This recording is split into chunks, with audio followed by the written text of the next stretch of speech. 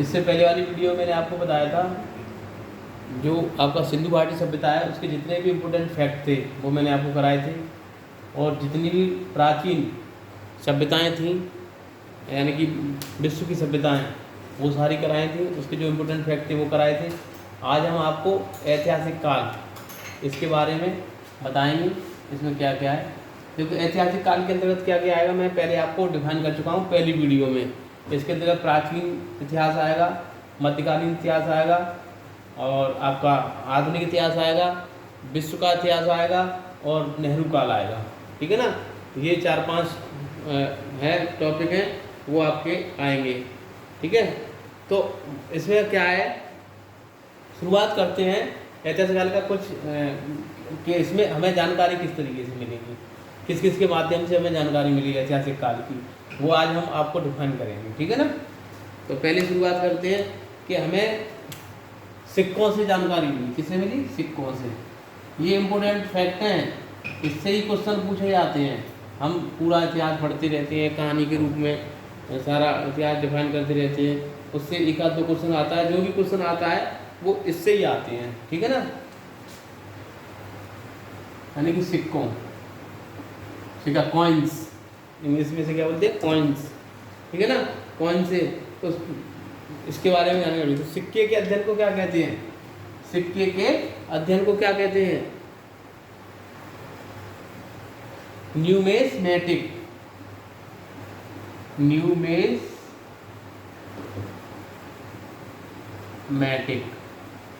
ये किसका अध्ययन है? सिक्कों का अध्ययन है। पहले तो ये ऐसे ही पूछ लिया था कि सिक्कों के अध्ययन को क्या कहा जाता है, तो आप बताओगे क्या बताओगे? न्यूमेस्मेटिक। सिक्के के अध्ययन को क्या कहते हैं? न्यूमेस्मेटिक। अब सबसे पहला सिक्का क्या था? तो मौर्य काल आया। सबसे पहले पहला साम्राज्य क्या था? मौर्य काल। आगे आप पढ़ोगे,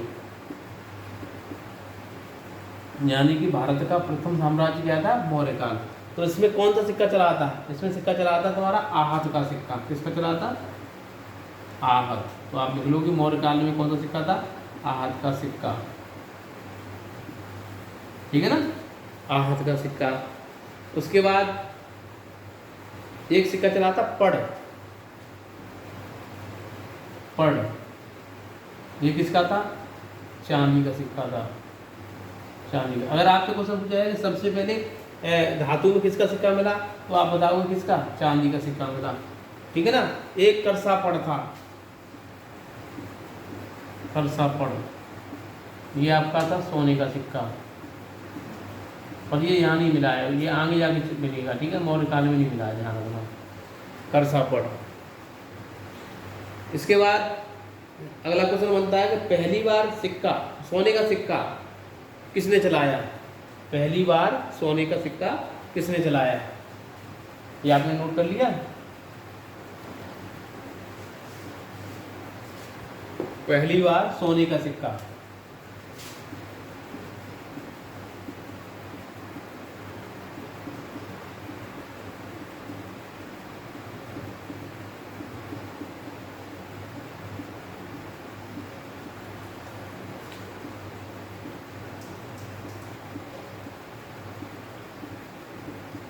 किसने चलाया?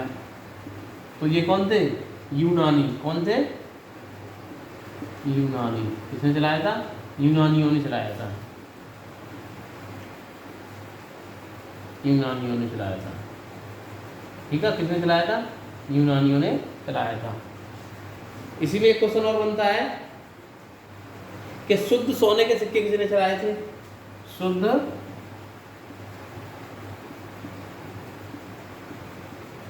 सोने के सिक्के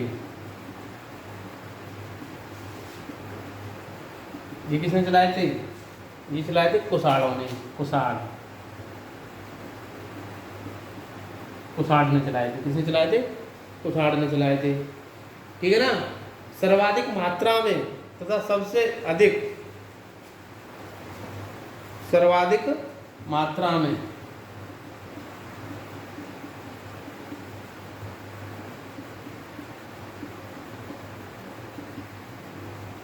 तथा सबसे अधिक अशुद्ध सोने के सिक्के, अशुद्ध सोने के सिक्के किसने चलाए? तो ये चलाए थे गुप्त काल में। किस काल में चले थे? गुप्तों ने चलाए थे, गुप्त काल, गुप्त काल में। ठीक है ना। तो इम्पोर्टेंट फैक्ट है इस, मतलब घुमा फिरा के क्वेश्चन पूछा जाता है, तो इसमें बच्चा को मतलब समझ नहीं पाता है कि क्या क्वेश्चन पूछा है। तो आप इसको रट लेना तीनों पॉइंट को, कि पहली बार सोने का सिक्का किसने चलाया? यूनानियों ने चलाया। शुद्ध सोने का सिक्का किसने चलाया? कुषाणों ने चलाया। सर्वाधिक मात्रा में सबसे अधिक अशुद्ध सोने के सिक्के किसने चलाए? वो चलाए थे गुप्त काल में। ठीक है ना। सर्वाधिक मात्रा में होंगे तो अशुद्ध तो हो ही जाएगा, आप भी जानते हो, मिलावट हो जाती है जब सर्वाधिक मात्रा में कोई भी वस्तु आती है ना मार्केट में, तो उसमें मिलावट के रूप में ही आती है। चांदी का सिक्का किसने चलाया था? वो तो ऊपर चलाई था मौर्य काल में, और चांदी का सिक्का भी गुप्तों ने चलाया था। किसका सिक्का? चांदी। किसने चलाया? गुप्त। ठीक है ना। गुप्तों ने कई तरीके के सिक्के चलाए थे। और किसके समय में चला था ये? गुप्त में किसके समय में? चंद्रगुप्त सेकंड, इसे विक्रमादित्य बोलते हैं। चंद्रगुप्त विक्रमादित्य के नाम से भी जाना जाता है। मयूर शैली का सिक्का, ये भी गुप्त काल में चला था। मयूर शैली का सिक्का, मयूर शैली वहाँ चला था गुप्त काल में। और किसने चलाया था? समुद्रगुप्त ने। ठीक, इंपॉर्टेंट फैक्ट है, इनको अच्छे से याद करना है आपको। अगला एक सिक्का है चमड़े का सिक्का, इंपॉर्टेंट है ये, कई बार परीक्षा में पूछा गया है। चमड़े का सिक्का, तो ये हुमायूं के समय में चला था। हुमायूं ने एक व्यक्ति को एक दिन के लिए राजा घोषित किया था, तो उसी ने ये सिक्का चलाया था। चमड़े का सिक्का चलाया हुमायूं काल में था शिहाबुद्दीन।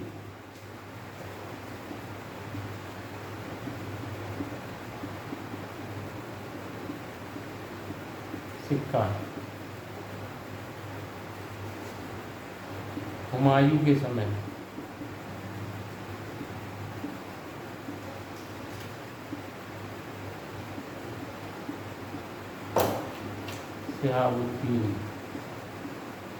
शिहाबुद्दीन ने चलाया। ठीक है ना। ये किसका सिक्का था? चमड़े का सिक्का। दाम किसने चलाया? दाम, दाम और रुपया और असरफी, असरफी, ये तीनों सिक्के किसने चलाए? ये तीनों सिक्के चलाए थे शेरशाह, शेरशाह सूरी ने चलाए थे। इसमें सबसे कम रेट किसकी थी? दाम की। इससे अधिक रुपया की, और सबसे अधिक असरफी की। ये सोने की थी, ये चांदी की थी, ये तांबे का था। ये तांबे, तावा, चांदी और ये सोना। ठीक है ना। तो रेट में भी फर्क होगा, धातु में जब फर्क है। इसके बाद सिक्के खत्म होते हैं आपके। सिक्कों से जो जानकारी मिलती है, जो क्वेश्चन इंपोर्टेंट है, वो मैंने आपको करा दिए।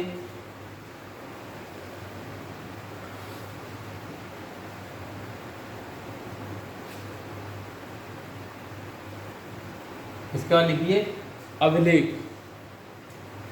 अभिलेख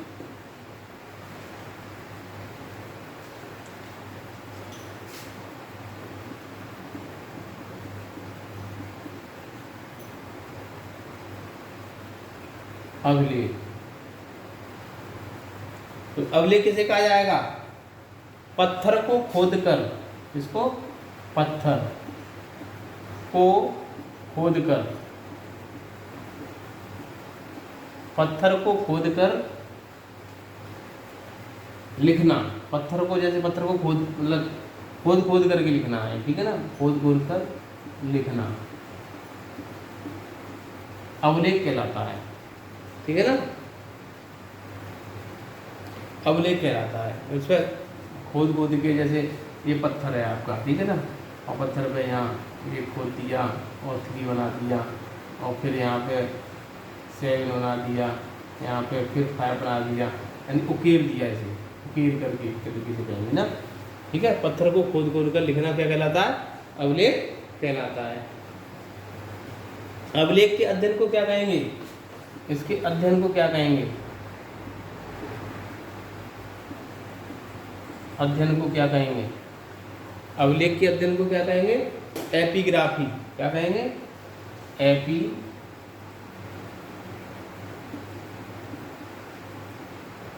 एपिग्राफी। क्या कहेंगे? एपिग्राफी, ठीक है ना। अगला क्वेश्चन, विश्व में अवलेख लिखने का प्रारंभ किसने किया? तो अवलेख लिखने का प्रारंभ किसने किया था? पहला ईरान ने। किसने कहा? किसने किया? ईरान ने।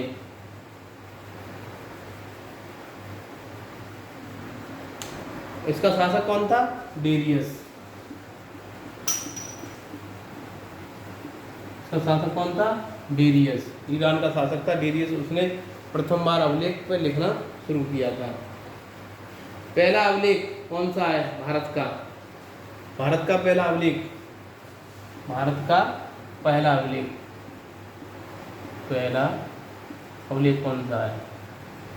वह आपका बोगज गोई। कौन सा है? बोगज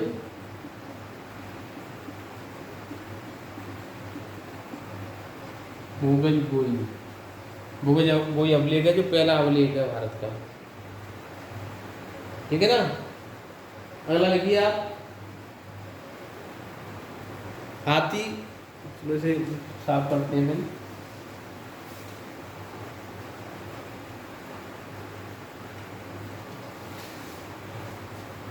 अगला लिखिए,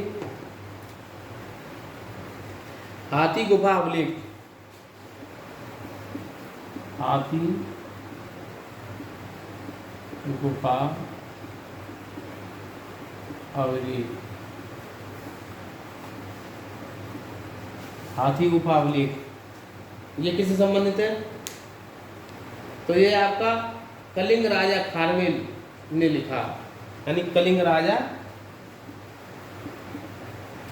कलिंग राजा खारवेल का लिखा हुआ है, ठीक है ना। किसका लिखा हुआ है? कलिंग राजा खारवेल। हाथी गुफा अवलेख किसका है? कलिंग राजा खारवेल ने लिखा। इसमें कलिंग युद्ध की चर्चा है। खारवेल ने लिखा है। चर्चा किसकी है? चर्चा, चर्चा कलिंग युद्ध।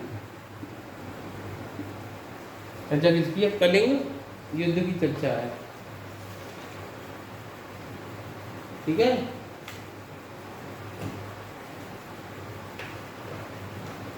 इसके बाद लिखिए एवोल अवलेख। एवोल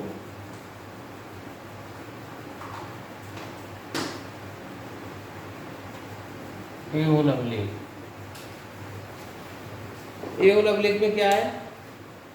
ये कहाँ पड़ेगा आपका? राजस्थान में पड़ेगा। कहाँ पड़ेगा? राजस्थान।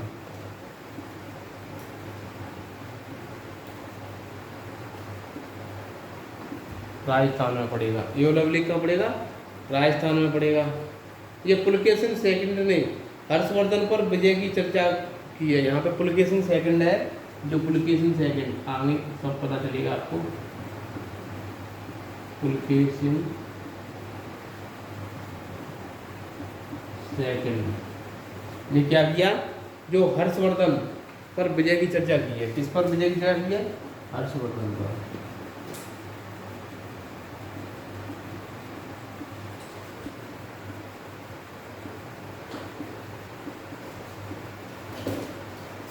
विजय की चर्चा, ठीक है। ये वाला अभिलेख में इसका लिखो जूनागढ़ अभिलेख, जूनागढ़, जूनागढ़ अभिलेख।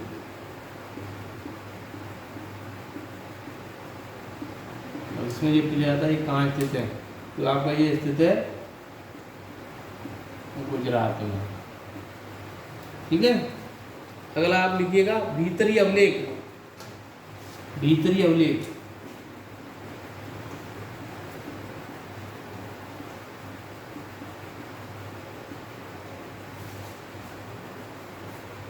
इससे हमें इतिहास के बारे में जानकारी मिलती है, वो मतलब आपका पूरा इतिहास जो प्राचीन काल है वो आपको सिक्कों और अभिलेखों के माध्यम से जानकारी मिलती है। तो वो कहाँ कहाँ है वो पहले आपको डिफाइन किया जा रहा है। भीतरी अभिलेख ये आपका पड़ेगा गाजीपुर में,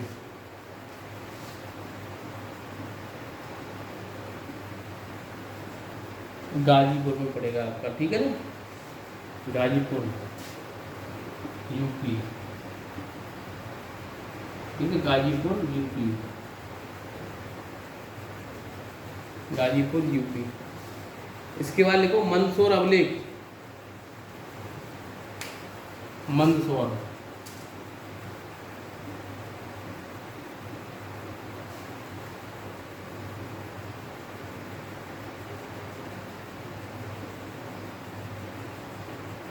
मंदसौर अभिलेख। इसमें क्या है आपका मंदसौर, ये एमपी में पड़ेगा, एमपी में पड़ेगा, ठीक है। इसके बाद अगला है आपका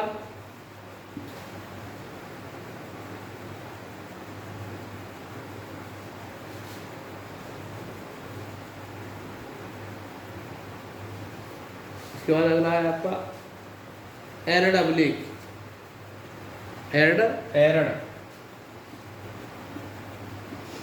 एरड स्तंभ लेख है ये,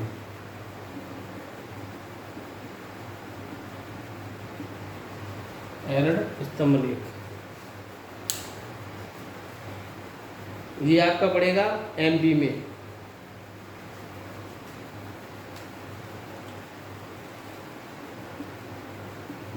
एमपी में पड़ेगा आपका, ठीक है ना। और ये किससे संबंधित है, भानुगुप्त से, भानुगुप्त। इसमें किसकी चर्चा है, सती प्रथा की चर्चा है। इम्पोर्टेंट है क्वेश्चन आपका, सती प्रथा की चर्चा है। इसके बाद लिखिएगा आप बौद्ध स्तंभ लेख, बौद्ध स्तंभ लेख।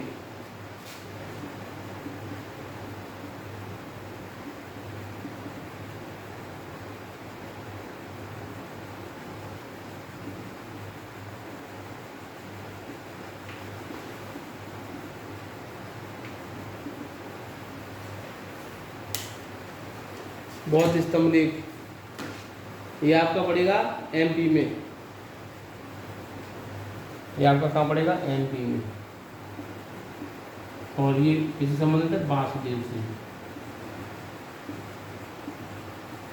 वासुदेव से संबंधित है, ठीक है। ये है आपके अभिलेख। और इससे पहले हमने आपको कराए थे सिक्के, कॉइन्स, ठीक है ना, इनके बारे में मैंने आपको बताया। ये इम्पोर्टेंट है, इनमें से परीक्षा में अक्सर करके क्वेश्चन पूछा जाता है, आप इनको अच्छे से पढ़ लीजिए, ठीक है। अगली वीडियो में हम और बताएंगे जो भी साहित्यिक स्रोत हैं उनके बारे में, ठीक है। That's all.